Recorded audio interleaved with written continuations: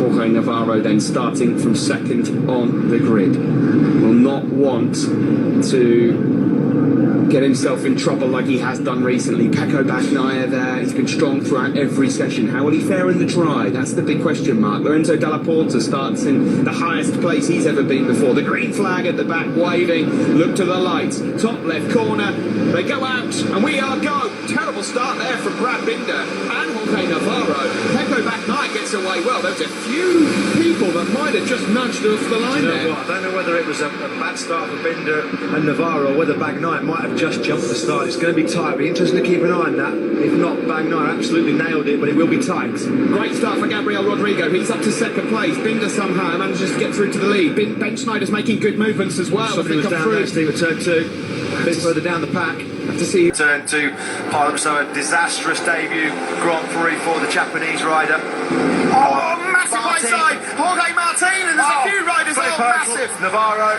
Massive crash here at the start of Moto3. Huge crash. Martin left in the race. He's doing a pretty good job at the moment. He's up there in 5th spot. See a replay then of the start as they go away. We couldn't quite see the front row there. But from this angle, let's see, riders involved at turn 2 incident, you can see Sasaki, etc. being looked at. So they'll come into turn number 1, Brad Binder at the front, but it's further back that you need to look out for. Keeping my eyes peeled as they go into turn 1, no real problems there. But now as they tip left, this is where the drama started. Further back through the fields, it's really difficult to see from that shot. I think, to be honest, from the very first look, it was Migno's fault. Migno's going to get really tight here. Look, yeah, it was Migno. Migno wipes out Guevara, and somewhere a little bit further down in a separate incident, yeah, you can see Guevara quite out the Gian Antonio. So the look of late has not been on Budiga's side. These four now break it down. Oh wow, 2 or 3 riders. Something's on the track here. This race is going to get red flagged. I can tell you that right now. This race is going to get stopped immediately. There's no doubt. Binder's gone down as well. There were 4 or 5 riders gone down at the same spot. There were yellow flags there actually, just as they were approaching. I think it's Hafi Kazmi's Peugeot Mahindra. Well, Mia's down for sure. He was in the lead. Binder went down straight after that. This has got to be a red flag, surely.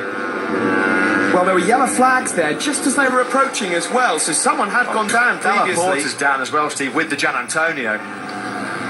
You just don't get stuff like that happening at a corner like that without there being something down on circuit. I mean, half of the staff are in the gravel trap at the moment.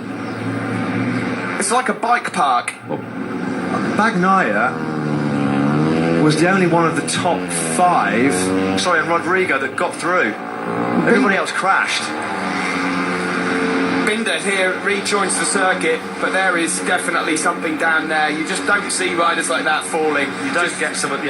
You don't get 4 of the best riders in the world going down and making mistakes like that, all in quick succession. Just as either, so Pecco Bagnaia absolutely nailed the launch off the line. He got that absolutely timed to perfection, and Bagnaia just clearing off here. He's got into the 2:14. So there is Norradin who's gone down. That's earlier on, and then I presume, is that the catalyst? Well, we're about to see DNF in the last 8 Grand Prix for the Spaniard. Just 40 points now in 9 Grand Prix. The Championship Challenge really has fallen away. Oh, Antonelli's gone down now as well. Antonelli had a 3rd place, losses in the front at turn number 9. How many more riders are we going to see crash in this There's another one. There's another. His teammate's just gone down exactly the same spot. Jules Danillo's just gone down in exactly the same spot. Well, the Onjeta Ribacol team will be pretty happy. Not. Can you believe it? Although she might be a bit hurt there as they're going to put her on the stretcher there. But red flags come out now. We're past 2/3 distance, and what that means is that Jorge Martinez down in the Aspar garage can breathe a sigh of relief, because that result will be declared, and Pecco Bagnaia will have his 2nd Grand Prix victory. I can't confirm just yet whether or not Kornfeil or Ben Schneider are 2nd and 3rd, because of course we will go back a lap. She goes. Does she collect Livio Loy as well? Close to. Livio Loy's rear tyre is about to cause a bit of a problem for Maria Herrera there. And down she goes.